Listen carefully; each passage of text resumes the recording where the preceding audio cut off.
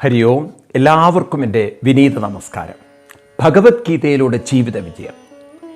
ഈ വിജയം നാം കൈവരിക്കേണ്ടത് നമ്മുടെ മനസ്സിനെ ചില പരിശീലനങ്ങൾക്ക് വിധേയമാക്കിക്കൊണ്ടുവേണം. മനസ്സാണ് പരാജയങ്ങൾ ഉണ്ടാക്കുന്നത്. മനസ്സാണ് നമ്മളെ തളർത്തുന്നത്. മനസ്സാണ് നമ്മളെ വളർത്തേണ്ടത്.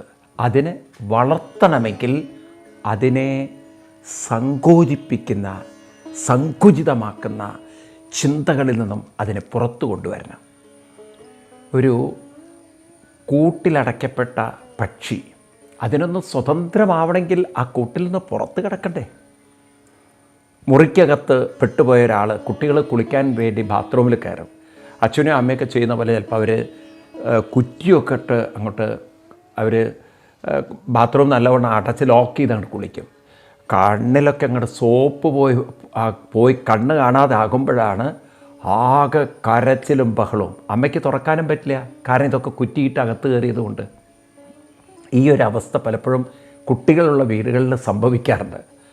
കാരണം കുട്ടികൾ ഈ അമ്മ കുളിപ്പിക്കുന്നത് കണ്ട്, ചെറിയ കുട്ടികൾ അവർ ആവേശത്തിൽ കയറി കുളിക്കും. അമ്മ ബാത്റൂമിൻ്റെ അകത്ത് കുട്ടിയെ കൊണ്ടുപോയി കുറ്റിയൊക്കെ അടച്ച് അമ്മ കുളിപ്പിക്കുന്ന സമയത്ത് കുട്ടിയായിരിക്കും, ഓ ഇങ്ങനെയൊക്കെയാണ് കുളിക്കേണ്ടതെന്ന്. പക്ഷെ കുട്ടി അറിയുന്നില്ല, കണ്ണിലൊക്കെ സോപ്പ് പോയാൽ ആരെങ്കിലും മുഖത്തൊന്ന് വെള്ളമൊഴിച്ച് തരണം, ആ സോപ്പൊക്കെ ഒന്ന് കളയണം. കുട്ടിക്ക് വെള്ളമൊന്നും കാണാൻ പറ്റില്ല, അമ്മയ്ക്കൊട്ട് വരാനും പറ്റില്ല. അപ്പോൾ കുട്ടി അവിടെ കടന്ന് കരഞ്ഞ് കരഞ്ഞ് ബഹളം വെച്ച്, അമ്മയ്ക്ക് പുറത്തൊന്ന് സങ്കടപ്പെടാനല്ലേ പറ്റുള്ളൂ. കാരണം കുട്ടി ഇങ്ങനെയൊരു കാര്യം ചെയ്യുന്ന അമ്മയും പ്രതീക്ഷ ഉണ്ടാവില്ല. ഇതുപോലെയാണ് നമ്മുടെ ഇപ്പോഴത്തെ അവസ്ഥ. നമ്മുടെ തന്നെ മനസ്സ് നമ്മളെ ദുർബലമാക്കുക.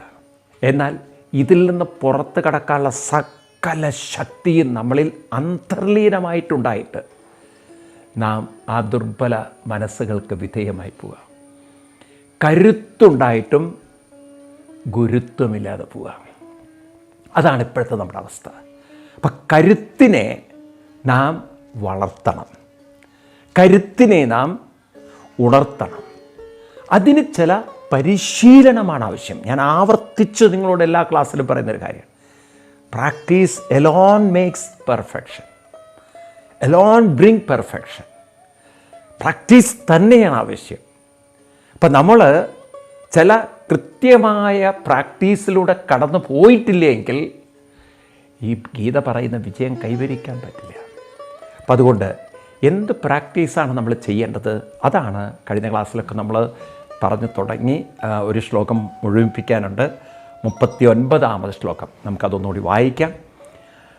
ആവൃതം ജ്ഞാനമേതേന ജ്ഞാനിനോ നിത്യവൈരിണാം കാമരൂപേണ കൗന്തേയ ദുഷ്പൂരേണാനലേന ച. അതിഗംഭീരമായൊരു സൈക്കോളജിക്കൽ സ്റ്റഡിയാണ് ഭഗവാൻ കൃഷ്ണൻ ഇവിടെ ചെയ്തിട്ടുള്ളത്. നാം അവശ്യം പഠിക്കേണ്ട ജീവിത യാഥാർത്ഥ്യം. കഴിഞ്ഞ ക്ലാസ്സിൽ നമ്മൾ കണ്ടു, എവിടെയാണ് സുഖം, എവിടെയാണ് ദുഃഖം? ഇതെല്ലാം മനസ്സിലാണ്. മനസ്സിനെ തൃപ്തിപ്പെടുത്താൻ ഇന്ദ്രിയങ്ങൾക്ക് പറ്റില്ല. കാരണം ഇന്ദ്രിയങ്ങൾ കാലം കൊണ്ടും പിന്നെ ആന്തരിക അവയവങ്ങൾ, പല നെർവസ് സിസ്റ്റവുമായി ബന്ധപ്പെട്ടതാണ് ഇന്ദ്രിയങ്ങൾ.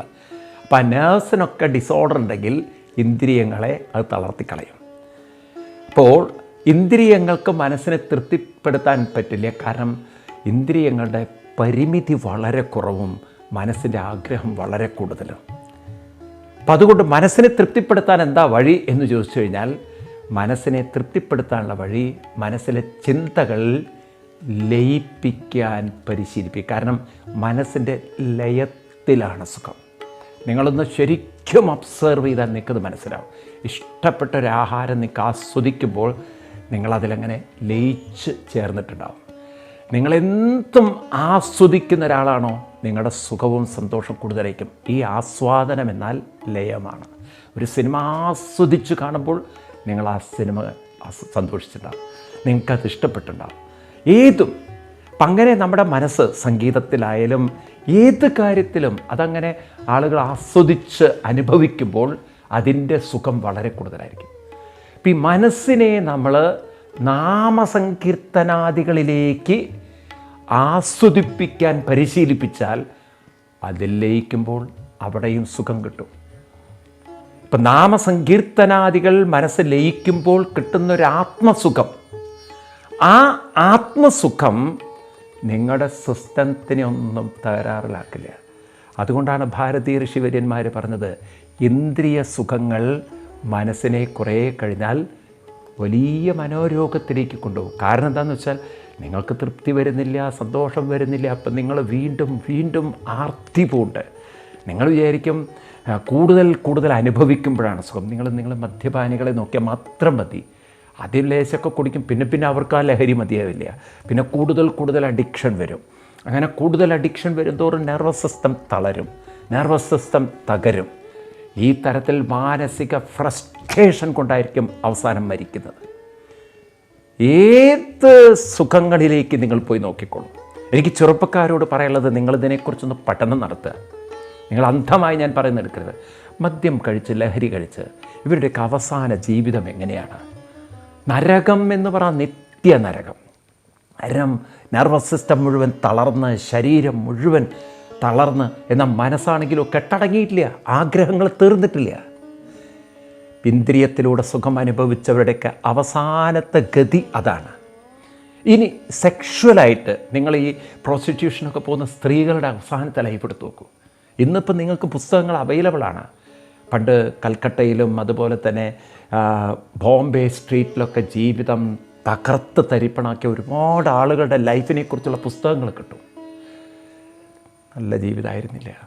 അവസാനം മാരക രോഗങ്ങളും വന്ന് മനസ്സ് മുഴുവൻ ദുരിതപൂർണമായി, ദുഃഖപൂർണമായിട്ട് അങ്ങനെ നശിച്ചുപോയ സമൂഹം.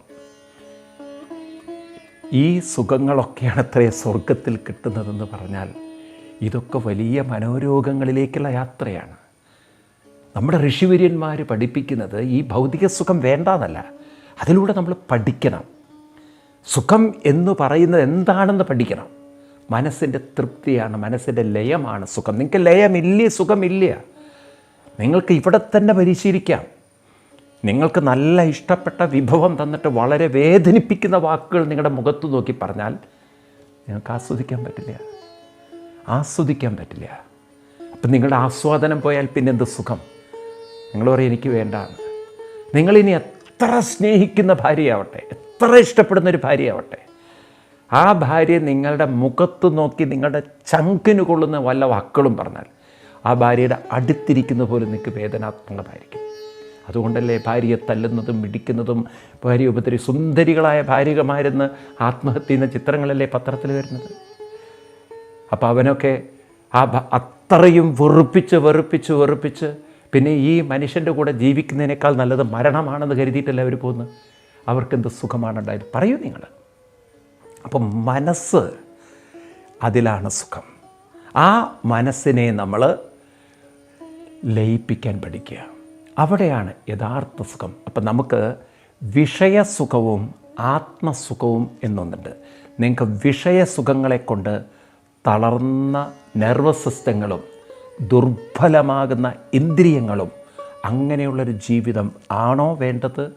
അതോ ഇന്ദ്രിയങ്ങൾ അവിടെ നിന്നോട്ടെ, നെർവസ് സിസ്റ്റം തളരാതിരുന്നോട്ടെ, എന്നാൽ അതിനേക്കാളും 10 മടങ്ങ് ആഴമുള്ള, വ്യാപ്തിയുള്ള വാഴണം നിൻ മഹസ്സാമാഴിയിൽ വാഴണം സുഖം എന്ന ആത്മസുഖം വേണോ വിഷയസുഖം വേണോ? ഈ ചോദ്യത്തിൻ്റെ ഉത്തരം നിങ്ങൾ കണ്ടെത്തണം. ഏത് സുഖം വേണം? ആത്മസുഖമാണ് വേണ്ടതെങ്കിൽ അവിടെ നിങ്ങളുടെ മനസ്സിനെ നിങ്ങൾ ചില അനുഷ്ഠാനങ്ങളിൽ, കൃത്യനിഷ്ഠകളിൽ കൊണ്ടു നടന്ന് നാമസങ്കീർത്തനാദികളിൽ ലയിപ്പിക്കാൻ പരിശീലിപ്പിക്കണം. ഇതാണ് ബുദ്ധൻ ചെയ്തത്, ഇതാണ് ഗുരുക്കന്മാരൊക്കെ ചെയ്തത്. രാമകൃഷ്ണ പരമഹംസരുടെയൊക്കെ ചരിത്രമെടുത്ത് വായിക്കണം നിങ്ങൾ.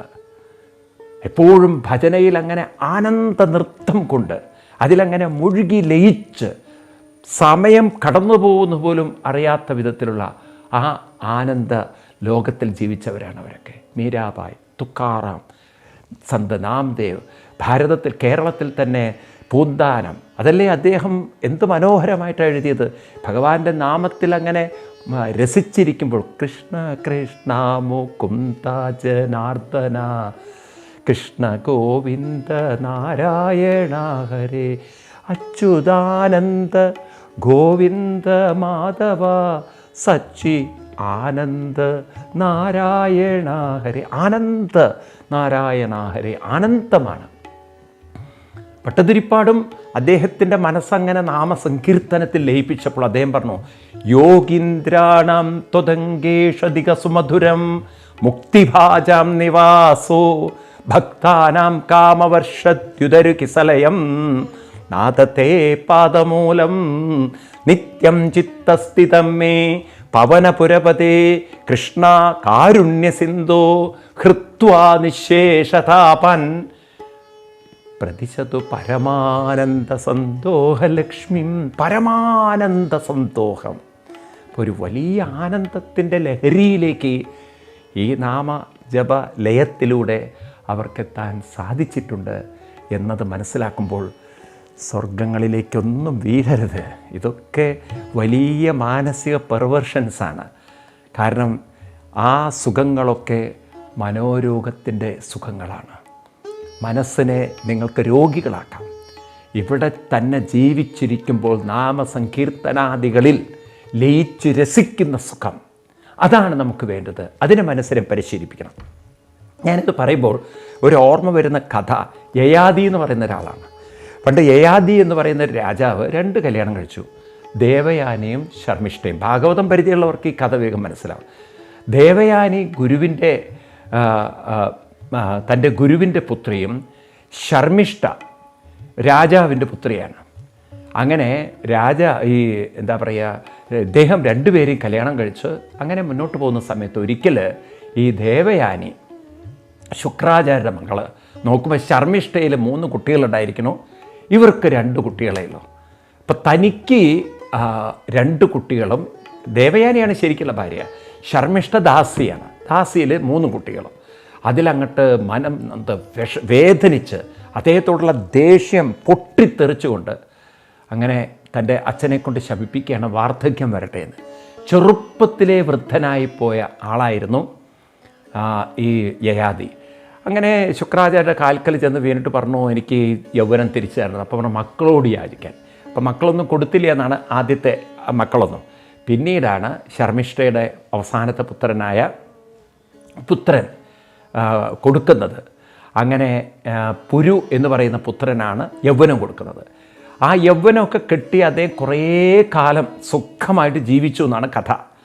ഒരു ദിവസം ഭാര്യയും മക്കളെയും വിളിച്ച് പറയുന്നൊരു വലിയ അനുഭവത്തിൻ്റെ ശ്ലോകം ഭാഗവതത്തിൽ 9-ാം സ്കന്ധം 19-ാം അധ്യായത്തിൽ 14-ാം ശ്ലോകത്തിൽ കാണാൻ പറ്റും. ന കാമകാമാനാം ഉപഭോഗേന ശമ്യതേ അവിഷാ കൃഷ്ണവത്മേന ഭൂയേവാഭിവർത്തതേ. എന്തൊരു കണ്ടുപിടുത്താന്നറിയോ?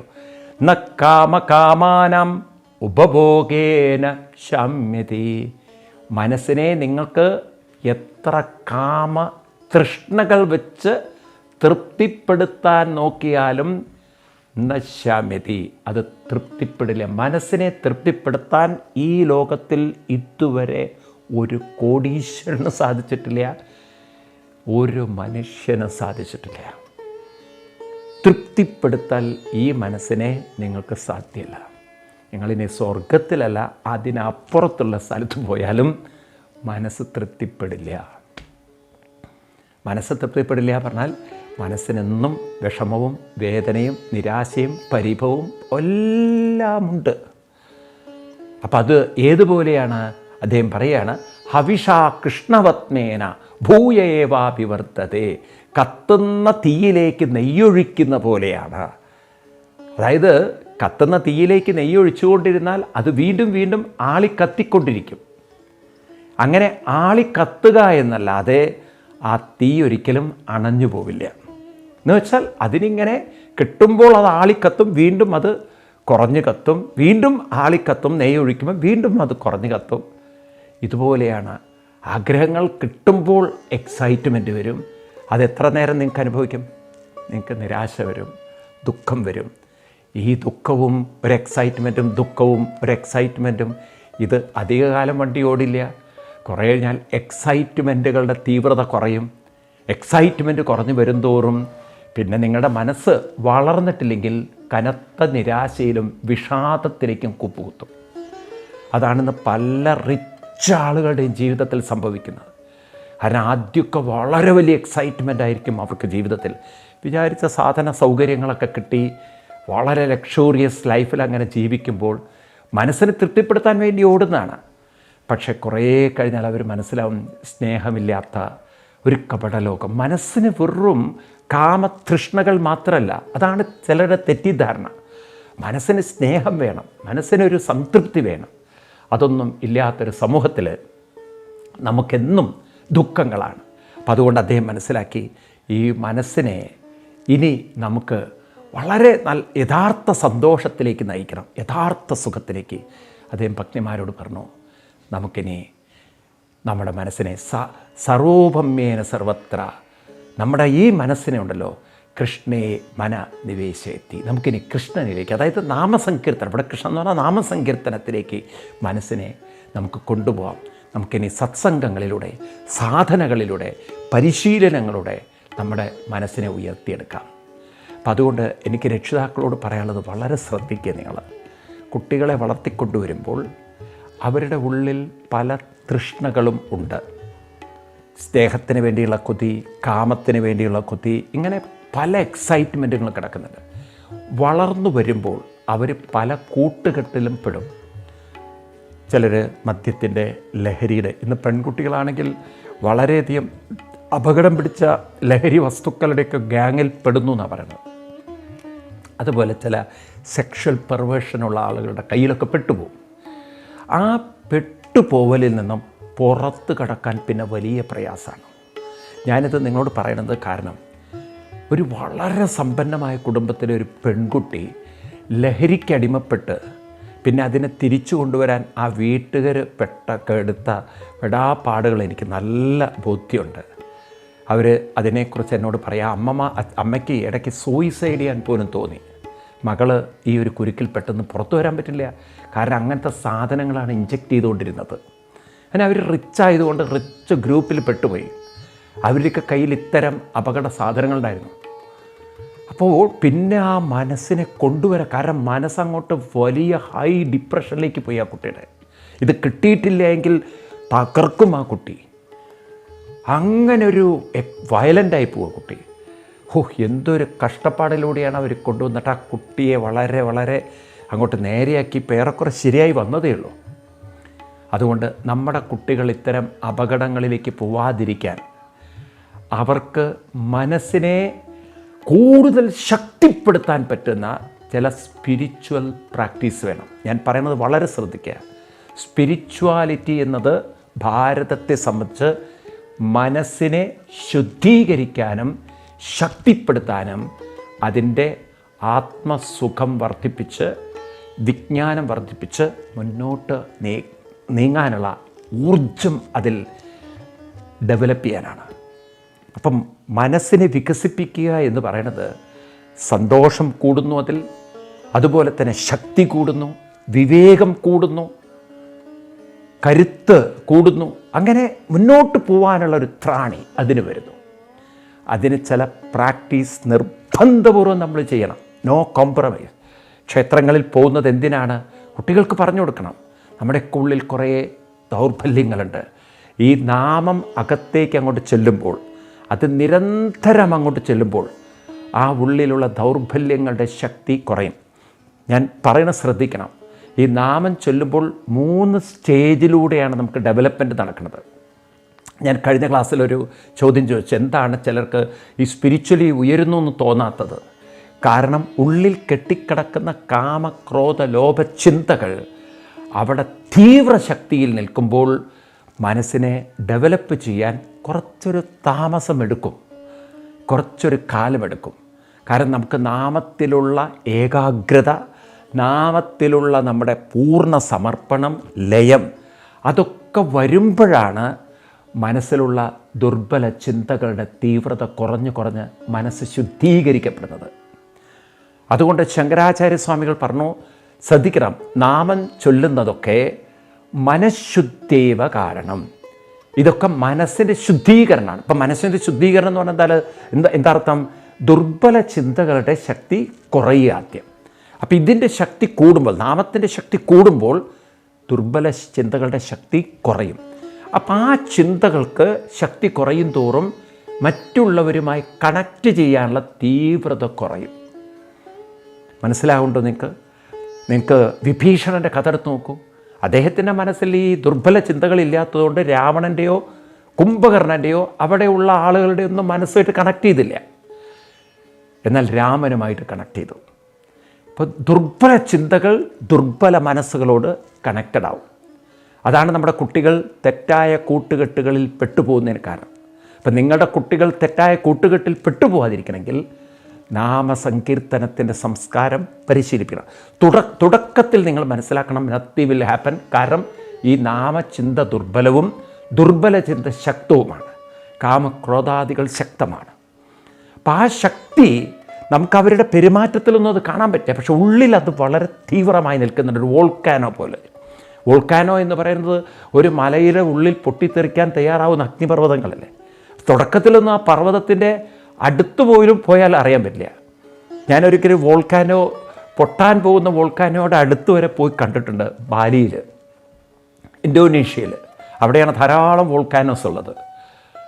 അപ്പോൾ അത് അടുത്ത് പോയാൽ പോലും അറിയില്ല. അന്ന് പറഞ്ഞിരിക്കുന്നത് ഒരു 20 കൊല്ലം കഴിഞ്ഞാൽ പൊട്ടാനുള്ള സാധ്യതയുള്ള വോൾക്കാനോ ആണെന്നാണ്. ഇത്രയും അങ്ങനെ ഉള്ളിൽ അങ്ങനെ തളച്ച് മറിയാണ് സാധനം. അപ്പോൾ ഇങ്ങനെ നമുക്ക് ഉള്ളിലുള്ള കുറേ വികാരങ്ങളെ ആദ്യം ദുർബലപ്പെടുത്തണം. ഫസ്റ്റ് ഉള്ളിലുള്ള വികാരം ദുർബലമാണ്. 2, നമ്മുടെ നാമസങ്കീർത്തനാദികൾ ചെയ്യുമ്പോൾ മനസ്സിൻ്റെ ഏകാഗ്രത ക്രമേണ വരാൻ തുടങ്ങും. ഏകാഗ്രത വരാൻ തുടങ്ങിക്കഴിഞ്ഞാൽ മനസ്സിലാക്കണം, വേണ്ടാത്ത ദുർബല ചിന്തകൾ ദുർബലമായി തുടങ്ങി. 3ാമത്തെ ഘട്ടം വരുമ്പോഴാണ് ലയം വരുന്നത്. അപ്പോൾ ആദ്യം ഉള്ളിലുള്ള വികാരം ദുർബലമാകുന്നു, 2 ഏകാഗ്രത ഡെവലപ്പ് ചെയ്യുന്നു, 3ാമത്തത് ലയം വരുന്നു. അപ്പോഴാണ് നമുക്ക് ഈ ചൊല്ലിയതിൻ്റെ പ്രയോജനം ശരിക്കുണ്ടാവുന്നത്. അപ്പം അതിന് നമ്മൾ ഒരമ്മ കുഞ്ഞിനെ ഗർഭപാത്രത്തിൽ 9 മാസം ചുമക്കുന്ന പോലെ നമ്മൾ കാത്തിരിക്കണം. 9 മാസം കഴിഞ്ഞാലല്ലേ കുട്ടിക്ക് പുറത്തു വരാൻ പറ്റുള്ളൂ. അതുപോലെ നമ്മളും വെയിറ്റ് ചെയ്യണം. അപ്പോഴാണ് നമ്മുടെ ഉള്ളിൽ പരിവർത്തനങ്ങളുണ്ടാകുന്നത്. അപ്പം അതുകൊണ്ട് ആ ഒരു യാത്ര എങ്ങനെ ചെയ്യണം? അതായത് ആദ്യം ശുദ്ധീകരണം, 2 ഏകാഗ്രത, 3 ലയം. അതിന് നാം എന്താ ചെയ്യേണ്ടത്? അതാണ് കൃഷ്ണൻ ഇനിയുള്ള ശ്ലോകങ്ങളിൽ നമുക്ക് പറഞ്ഞു തരുന്നത്. അത് നമുക്ക് അടുത്ത ക്ലാസ്സിൽ വിശദമായിട്ട് നോക്കാം. അതുവരെ എല്ലാവർക്കും നന്ദി, നമസ്കാരം, പ്രണാമം, ഹരി ഓം.